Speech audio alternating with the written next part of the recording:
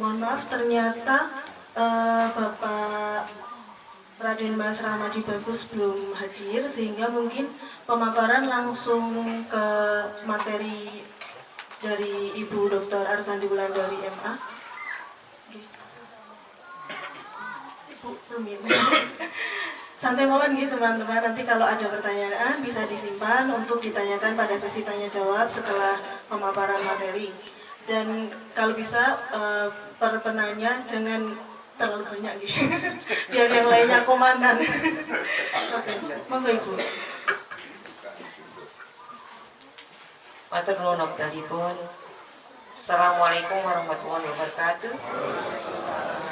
Alhamdulillah saya bisa sowan di sini di komunitas Kandang Buku yang ternyata sudah sangat aktif. Jadi saya mencoba mencari informasi menapa kemawon yang sudah disampaikan dalam komunitas Kandang Buku Niko. Jadi seperti yang sudah disampaikan Mbak Ajeng, yang saya mencoba nanti tapi bercerita saja ya, nanti kita sharing saja sifatipun.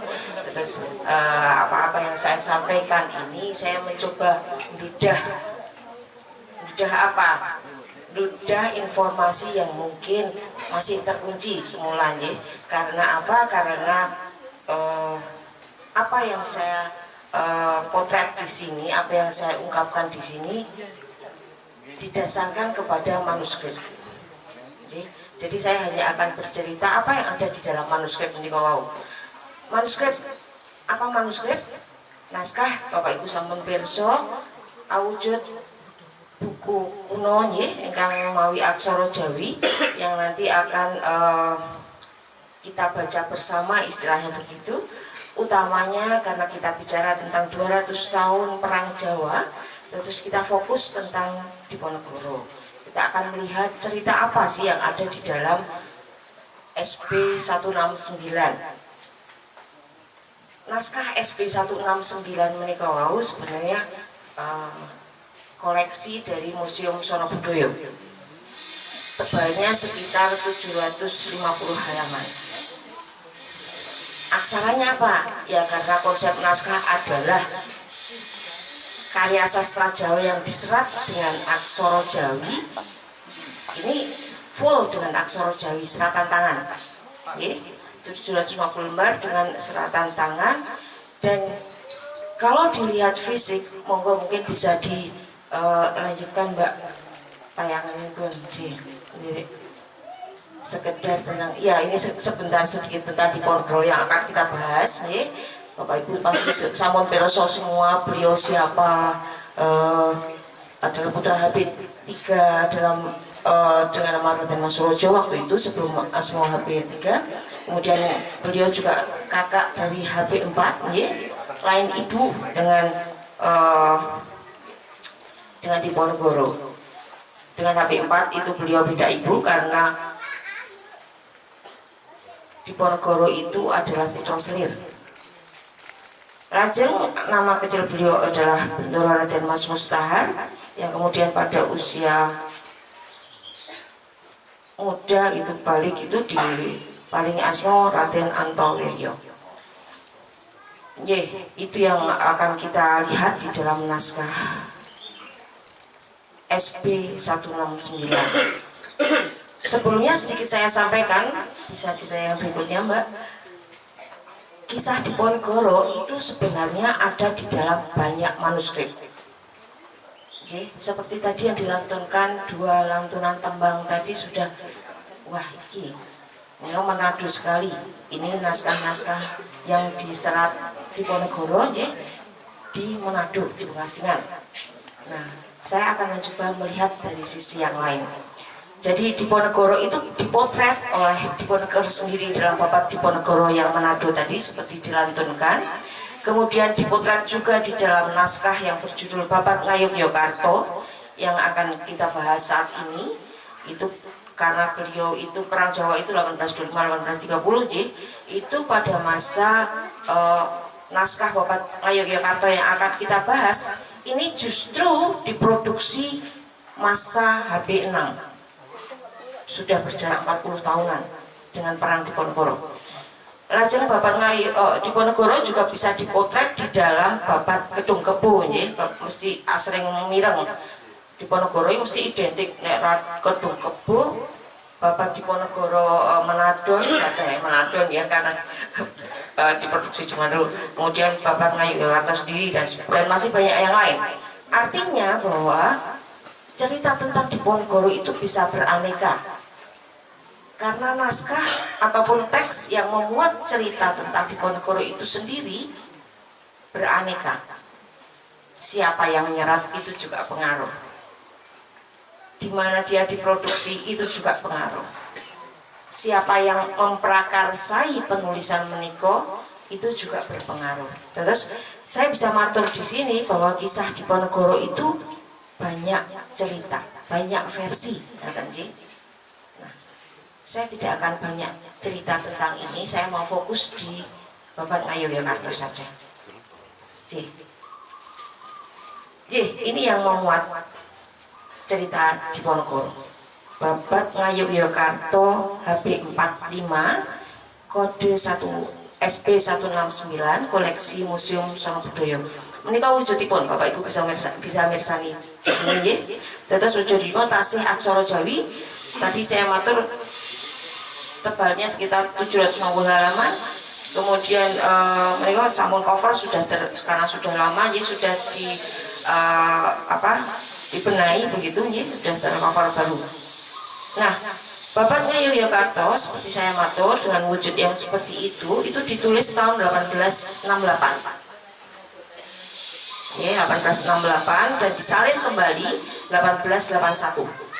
Menika sudah sangat jelas dinyatakan di dalam teks bagian awal seperti yang saya kutip di situ. Nanti kalau ada yang nyekar saya. Arti teng tias mangarjeng palupi dian tumenggung sosro Adipuro Bupati Ogeng Wodanane Distrik Kalasan Sagung Mamun Babat Yasan Sangaji. Dalam kutipan tersebut sangat terlihat bahwa ada yang nyerat di sini, yaitu tumenggung sosro Adipuro ingkang pidalem wonten Kalasan. Jadi salah satu kutipan menyatakan begitu. Itu masa penyalinan. Kenapa saya mengatur di sini ada masa penyalinan? Di bait berikutnya disampaikan Kampinito nedak Jesto Aji. Jesto Kaji itu abdi kaji. Terus kalau yang pertama tadi Sosro Adipuro itu penulis pertama 1868, kemudian di masa penyalinan itu disebutkan di masa HB7 itu yang nyalin ini abdi kaji. Pasti ada tujuan tertentu mengapa itu dipilih dan sebagainya. Ini yang nanti bisa kita lihat. Oke, terus asmanipun sinten Carik Sastro Pratomono utawi Patmo Pratomo Sunu ing Kalasan, masih di wilayah yang sama. Jadi sangat terlihat ini adalah produksi Kalasan diasto oleh Tumenggung Sosro Adipuro lajeng pun salin Sastro Pratomo Nom di wilayah yang sama. Ini masalah penciptaan dari naskah ini sendiri. Jadi versinya adalah versi Ngayojan pasti karena ini ada di wilayah Ngayojan. Nah, apa hubungannya dengan Diponegoro? Babat meniko ternyata setelah kita baca setelah detail begitu ada 48 buku, 48 tembang masing-masing antara 86 sampai 100 bait ya. Nah, ini setelah kita baca pupuh 1 sampai 20 itu memang bercerita tentang masa kecilnya HB4. Beliau putranipun sinten, masa kecilnya seperti apa, dididik siapa, beliau wonten di pupuh 1 sampai 20. Nah, setelah pupuh 21 ke atas sampai pupuh 48 terakhir niko terlihat peran Diponegoro yang sangat dominan dan di situ bercerita tentang perang Diponegoro, perang Jawa niko ya. Terus kenapa ini saya pakai untuk bicara tentang Diponegoro? Karena di situ terlihat dominasi peran Diponegoro baik dari masa HB4 masih kecil sampai nanti munculnya perang Jawa. Terus di situ akan terlihat bagaimana dominasi atau peran serta peran Diponegoro. Nah, peran-perannya apa? Mungkin sedikit saya sampaikan di sini. Di salah satu pupuh, di pupuh 18 itu saya sampaikan, saya baca di sini, Tuan Besar Nolio karya tulis netepaken kraton Ngayogya mring Pangeran Adipatonom gumanti Rama Prabu Rahning Maksih Timur nglangkungi sayugya winakilan. Ini teks yang bercerita tentang ketika HB4 ini diangkat menduduki jabatan raja. Siapa yang menetapkan? Tuan Besar. Pihak kolonial sangat berpengaruh pada masa itu. Jadi waktu itu sebelumnya bercerita tentang Ratu Ageng yang sangat sedih karena Keng Putra HB3 Mlio Sedo, lajeng HB4 ini mau diangkat. Sapa meneh sing bantu aku nek ora panjenengan Tuan Besar.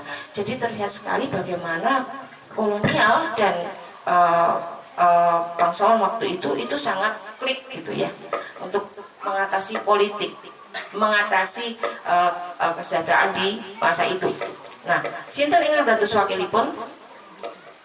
Sentono Kang Sepuh, Pangeran Mangkubumi lawan Pangeran Diponegoro.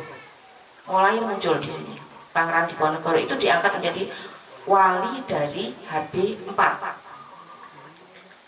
Jadi bagaimana Diponegoro itu diangkat, diposisikan secara politis sudah terlihat. Beliau diangkat menjadi wali. Ini secara umum orang kan lihat wes apik beres, kabeh pemerintahan sudah difasilitasi dengan memunculkan HB4-nya dan kemudian ada walinya. Nah, di sini alasannya apa? Kanjeng Ratu Ageng sedoyo ris ya syukur banget trimaning wong. Minister madangaken tias ingong. Jadi ini karena kegelisahan Ratu Ageng waktu itu, sapa ingkang tumulung? Siapa yang membantu aku nantinya? Lamun dudu gubernur Inggris, ruwet rentenging projo, minister kang katempuh.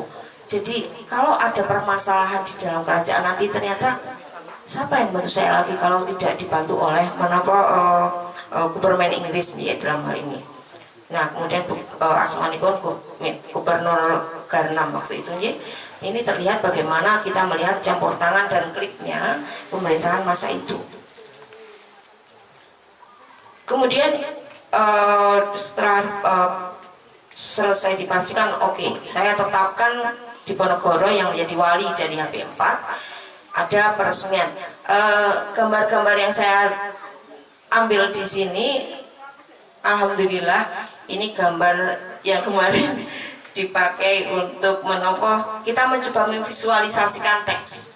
Jadi teks SB 169 tadi divisualisasikan dalam bentuk lukisan-lukisan. Nanti saya akan sambil paparkan isinya ya. Terus ini gambar di sebelah kiri itu bagaimana proses penobatan HB4 menurut versi pelukis. Membaca teks yang saya aksarakan. Kita coba aliwahanakan ngaten. Ya, di situ kita melihat bagaimana kemufakatan atau kesepakatan dari semua orang Jogja karena masih timur maka mawi wakil tadi ya, Pangeran Rio Mangkubumi lan Sang Wang Katon, Pangeran Rio Diponegoro. Ini sudah jelas dan kemudian kita melihat di samping siapa di mana Diponegoro ada di bawah sini ya. Ini Diponegoro dan juga Mangkubumi menjadi wakil atau wali di situ. Peran Diponegoro yang lain setelah diangkat menjadi wali secara formal begitu, kita melihat bagaimana di selanjutnya Mbak. Ya, kita melihat Diponegoro sebagai panutan.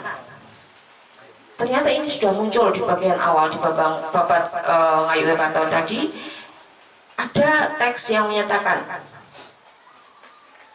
Miang pambe garing tumuwuh jinarwa mikenani kang kasil yebyane agesang ambek nesta apa wirangi KSD ulanging roko. Sempat terfikir ini oleh siapa? Ini yang mengendiko adalah Ayanda Prabu. Jadi menurut ide, menurut impen gitu ya. Mila wis kewelingipun muni ramen lho Kang Syarki itu Swargi, jadi ayahanda Prabu gitu. Kinen mituhu salirnya ulangi ngeroko mreh luwe Pangeran Diponegoro. Jadi HB4 ini sudah diwelingi begitu melalui impen. Kamu itu ikutilah kakakmu, uamu gitu ya, Pangeran Diponegoro Atmojo kang sepuh pribadi. Sekali lagi ini versi Jawanya, berarti kalau Kiai sepuhnya sudah ngerti kok begitu, oke, berarti saya harus melampai, saya harus manut gitu ya. Ini ketok banget bagaimana orang Jawa menikah ya, bagaimana menghormati dan sebagainya. Mengapa Diponegoro? Kau rakyat ngerekseng kaprabon, sangat kuat di dalam menjaga kerajaan, artinya menguasai, bisa menguasai secara politis gitu. Satrio Ambek Maharsi, beliau adalah Satrio Ambek Maharsi. Satrio itu jelas secara keprajuritan oke. Namun Ambek Maharsi tetapi punya pikiran yang tidak melupakan masalah sih hubungan manusia dan Tuhan. Ini diangkat. Sehingga dari teks ini ada di pupuh 6 ini disampaikan mulai sejak itulah pupuh 6 inilah Diponegoro terus terngiang di dalam SP 169 secara utuh. Bagaimana dia mendidik dan bagaimana dia diperankan, itu bisa dilihat di tayangan berikutnya Mbak. Apa yang diajar oleh Diponegoro kok jadi aku kon derek itu? Kenapa sih? Apa sih yang diajarkan selain tadi ngerekseng kaprabon dan sebagainya? Ternyata beliau mengajarkan masalah agama dan budaya. Saben hari winulang ngaos Quran. Setiap hari sang HB4 calon HB4 ini diajari terus didhawuhi ngaos Quran. Sederek kang sastra Jawi meringkang yang jeng ratu, tetapi juga tidak melupakan tentang sastra Jawanya. Ada perimbangan antara ke atas dan ke samping. Ada perimbangan antara Quran dan lokal. Artinya apa? Dijelaskan lagi di teks. Wasira waradin ngidung kinen maos genti-genti seratira warna-warna. Apa saja yang dibaca? Yang babat mentawis Romo Arjuna Wijaya. Ini jelas, ini Jawa banget. Bagaimana nafas Jawa itu ditanamkan di dalam HB4. Lajeng mila atur ulangipun Kang Raka Sri Norpati Pangeran Diponegoro Remengkuprajoti ya supe wewaton sastra Jawi tuwin Arab, ya ngarbi itu Arab. Jadi Jawa dan Arab itu imbangkanlah gitu kan. Lajeng yang Arab kitabipun menapa? Yang Arab kitabipun usul fikih min ajul khafi mukarrar. Setelah kita baca itu kan versi Jawa, karena ini jenis aksara Jawa, bahasanya menjadi bahasa Jawa nih. Ini tentang fikih, tentang almuk itu tentang pemerintah tata negara, jadi ugi babakan fikih tadi. Nah, terus kita melihat bahwa Diponegoro menekankan konsep ke atas dan konsep ke samping. Ini yang saya maksud menjadi kekuatan Diponegoro, menjadi toladan kita semua. Toladan dalam hal ini adalah HB4 ya.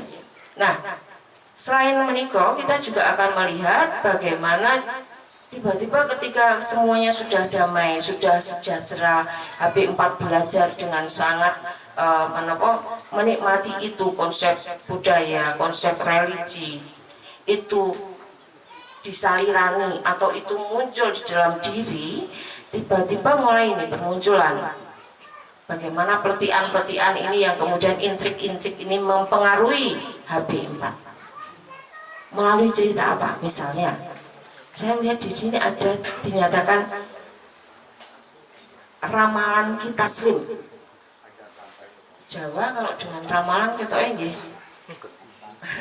Nggih, asring nggih, terus wis rama itu ini. Nah, di sini muncul tradisi itu. Tradisi ramalan kita slim tentang apa? Keris. Nah, masuk lagi keris. pusaka yang tidak pernah jauh dari budaya kita. Entah itu sebagai kekuatan, entah itu sebagai simbol dari kekuasaan dan sebagainya, ya jelas itu banyak sekali yang kita bisa kulik dari situ. Nah, di warisan di cerita Wiso Bintulu atau ramalan Kita Slim ini adalah siapa yang kagungan keris Wiso Bintulu ini akan jadi raja. Jelas yang kagungan Diponegoro. Nah, kemudian AB4 mulai bahaya ini yang kagungan Pangeran Diponegoro. Diponegoro Roko Sang Aji Kyai Wiso Bintulu Tengranyo Milo wit pangeran ature mringkang rayi Sang Prabu saking ageng tresnaning kalih sinten ingkang ngangge Kyai Wiso Bintulu keris yekti jumeneng noto. Ini sangat jelas disampaikan di dalam teks. Siapa yang kagungan Wiso Bintulu ini akan jadi raja. Nah, kemudian ini disampaikan dan didengarkan oleh Diponegoro. Hati-hati, awas. Iku ujar panggorohan. Ini versi Diponegoro. Bagaimana beliau sangat taat dengan agamanya dan mencoba ini penggorohan loh, penggorohan sesuatu bohong itu. Awas. Tan medal ing sarak tidak ada di dalam ajaran agama. Koyo petangin ngujum hanya sebuah perkiraan, ramalan, ya, saking ilham kang tias pribadi. Gege ini sekolah tias pribadi. Jadi ada peletihan begitu yang memotivasi HP4. Kemudian ini bahaya, posisimu bahaya karena yang kagungan Wiso Bintulu itu di Diponegoro. Ya. Nah, tetapi Diponegoro sendiri wis ora apa-apa wong kaya adikku. Asing ngaten nggih. Kemudian dia mencoba ngilingki kuwi penggorohan. Kemudian jalma ingkang ahli pamor kang pinirit syarat kadis jero Quran. Ning kowe hati-hati sing dadi patokanmu iku kudune hadis sama Quran. Gekek kuwi goro. Iku komporane sapa? Ini yang ditanyakan di sini konteksnya. Kemudian saat Pangeran Diponegoro sowan kemudian ngasto itu tak suwun ya. Ini HP4.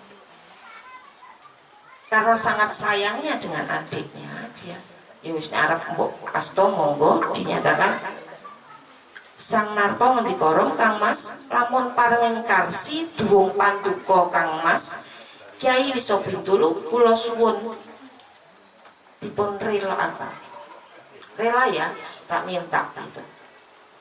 HP4 jangan liko.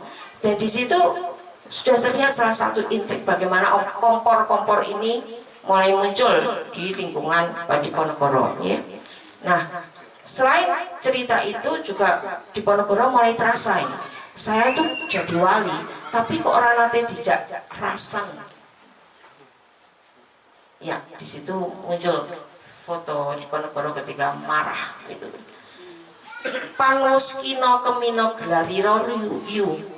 Sudah dari dulu pola itu yu itu ayu artinya membujuk. Di sini dia ngerasake kolonial mulai ini sudah dari dulu dia tuh polanya seperti itu, membujuk, ngire-hire, mawi apa witan bondo dengan saksok benda gitu atau istilahnya ya secara material gitu ya. Dan Pangeran Taruni akyat percaya yang manon. Jadi Diponegoro prihatin tapi dia percaya Gusti Allah yang manon, Gusti saja yang akan mengungkap. Nah, awet aneng dalam tansah tindak langut, dia selalu bersedih dan kemudian dia melugas sariro pindo pekir. Dia berganti busana dan seperti halnya fakir. Dia keluar malpeng wono guo samun. Dia keluar dan pinesu kang pujo berhenti. Ini yang dipakai oleh Diponegoro. Kemudian dia keluar dari tembok keraton. Dan jelas kita juga akan menyebutkan bahwa dia ngedeke Tegalrejo gitu ya, sebagai rumah buyutnya yang kemudian belajar banyak tentang agama. Dia lebih banyak ke situ. kekecewaan lainnya di situ disampaikan setelah dia merasa aku tak metuai, dan dia dengan ikhlas dinyatakan, tidak saya kutip di sini, ketika beliau mengatakan aku rela, tadi setelah keris disampaikan, kemudian dia menyatakan keluar, kemudian juga dia melihat setelah posisinya itu di Tegalrejo semakin ndodro gitu ya, dan Nurejo di sini mulai memakai patok-patok ya, alasan-alasan perang Diponegoro Bapak Ibu sudah besok, pajak, pembangunan jalan yang kemudian semakin menghambat perjalanan Diponegoro ke keraton. Dia merasa kecewa, sering ngidai lampah kontrak ing keraton. Dia itu merasa ini sering ngidai, sering apa namanya, tadi orang dianggap tadi ya, tembat bebayaning puri lawan juru boson rukun jeng pangeran wakil kekalih sering tinilar tan ginatos. Dia sering ditinggalkan dan tidak diperhatikan. Nah di sini Sindonegoro disampaikan di teksnya, diminta datang ke Tegalrejo, membujui, yuk Diponegoro sowan ke keraton, ini ada apa kok kamu nggak pernah sowan. Nah ini juga menjadi peletihan lagi, ada kok tidak pernah sowan ke keraton, itu karena tadi ada pajak, ada pembangunan batas-batas, itu beliau sangat marah. Di sini digambarkan Diponegoro, dan ini ada dua orang sebenarnya, di bawahnya ada orang dengan baju yang sudah simbol-simbol kolonial lah, itu di bawahnya. Beliau merasa tidak adil. Setelah itu semakin lama ketika utusan ini datang, kudune juga, kudune, saya maaf ya, bahasanya campuran biar seru soalnya ceritanya ini. Ketika dia rawuh, kemudian menapa? Seharusnya belum ada bom. Ini sudah matur, nanti kalau saya pulang dengan tangan kosong berarti Diponegoro tidak mau, barulah dibom. Ini belum sampai jengkar dari suannya Diponegoro, ini sudah dibom. Tambah mangkong, tambah marah beliau. Nah ini semakin marah dan memacu beliau untuk memunculkan Diponegoro. Setelah itu pindah cerita tentang Diponegoro sebagai pemberontak. View-nya adalah kolonial. Bagaimana mulai terlihat perang Diponegoro di tayangan berikutnya, Mbak, dengan berbagai potret-potret tentang perang itu sendiri. Ada peristiwa Ngelingkong, itu perang yang sangat seru ya di sana. Bagaimana perangnya ngeri ya, kalau saya cerita, saya baca tuh kadang ya ngeri dewe gitu, karena matanya dilepas, diprodoli sing kaya opo gitu. Ini siapa yang diprodoli? Sampai si Belandanya. Mengapa? Karena pasukan Diponegoro itu ternyata nyebar di mana-mana. Jadi ketika dia menyatakan perang gitu, kerajaan-kerajaan kecil itu banyak yang membantu, utamanya dari ulama. Nah ini masyarakat kecil, pesantren itu banyak yang di situ. Sehingga ketika dia move dari satu tempat ke tempat lain di wilayah itu juga nggak bohong. Pertamanya itu di daerah Serang ya, Pangeran Sumowijoyo pertama, kemudian daerah Purwodadi, siapa lagi. Ini titik-titik ini sudah kita coba gambarkan. Ya tenang ya, sak Jawa itu penuh gitu. Dan ini nggak bohong. Jadi sing kecil itu semakin besar pasukannya. Ini terlihat dari sini. Nanti mungkin Mas Ato akan banyak bercerita-cerita yang ketiga ini, yang bawah kanan itu ada sebenarnya Dekso gitu. Bagaimana Dekso menjadi menjadi posnya Diponegoro yang sangat kuat gitu. Ketika perang itu ada di Mongkiri, ada di Prambanan, pengaturnya ada di Dekso. Ini menceritakan atau mencoba memvisualisasikan bagaimana Diponegoro itu mulai masuk, mulai membuat perang, ya kadang kalah, kadang menang, tetapi melihat bagaimana rakyat kecil itu suyut, setia, dan mencoba bergabung melihat konsep yang dipakai oleh Diponegoro. Mau tayangan berikutnya, Mbak. Nah, kita akan melihat di sini konsepnya perang Diponegoro itu menuntut keadilan jelas dari alasan-alasan tadi dan mencoba menegakkan agama Nabi. Mengapa saya membuat poin sendiri menegakkan agama Nabi? Berulang kali ketika di dalam perang yang tadi di mana-mana tadi, ketika mulai itu sabilullah itu yang selalu di digaungkan oleh Diponegoro. Ini membela Allah gitu. Melawan company disampaikan oleh teks itu sama dengan melawan kafir. Disampaikan di sini. Selalu menyerukan sabilullah untuk penyemangat pasukan dan selalu menyuarakan menegakkan agama Nabi. Saya sangat senang tadi mendengarkan lantunan Bapak bahwa ada tentang agama Nabi tadi ya di Bapak Diponegoro, dan itu memang di teks berulang kali. Jadi sangat jelas beliau konsepnya tidak hanya ke atas tetapi ke samping juga. Dan untuk menutup saya melihat Diponegoro itu di satu sisi panutan jelas ketika beliau menyiapkan HP 4, harapannya itu ke atas dan ke samping itu HP 4 bisa handle itu, bisa menyelirani itu, tetapi muncul intrik-intrik, ada ramalan wisobintulu, ada dianggap wali mudar, bahkan dikatakan wali mudar, wali yang tidak jadi wali. Itu anggapan sudah muncul di teks wali mudar. Kemudian dianggap iming-imingnya kolonial tadi, pemberian kekuasaan, itu muncul sekali, banyak sekali situ. Sehingga kekecewaan yang ada di intrik ini membuat dia meletuskan keluar dari keraton dan menyatakan perang. Nah, ini background yang saya lihat dan ada di dalam teks Bapak Ngayu ya kata HP 4 HP 5. Dan yang terakhir ini sebagai penutup saja, tayangan berikutnya Mbak sedikit gambar ini kalau kita mau melihat kan dulu pernah ada di Diponegoro agamane ngaten saestu ya. Di situ terlihat memang Roko Pangeran Diponegoro KSD akarso miyos jemuah mering masjid ageng. Jadi ketika akan pergi ke masjid Saus Senterawati Agung amanggep Sri Noropati busono coro ngarbiah. Memang itu yang di ageng ya. Sorban cocoweni pada putih maaf arasuan lapis tigo sabe sawit rinendoasri. Sabe itu serban ya. Seragam dengan ininya, ujungnya itu nyote wangingan dengan membawa keris di depan. Terus itu memang terlihat di dalam teks. Dan tadi saya matur teks yang saya coba bercerita saja di sini seperti apa sih Diponegoro potretnya. Itulah potret aktivitas Diponegoro itu semula seperti apa, perjalanan seperti apa, sampai akhirnya memunculkan perang Jawa.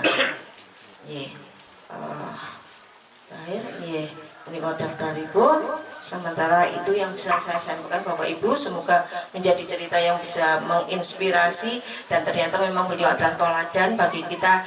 Konsep religi dan budaya ini yang patuh kita teladani. Beliau mengatakan Assalamualaikum warahmatullahi wabarakatuh.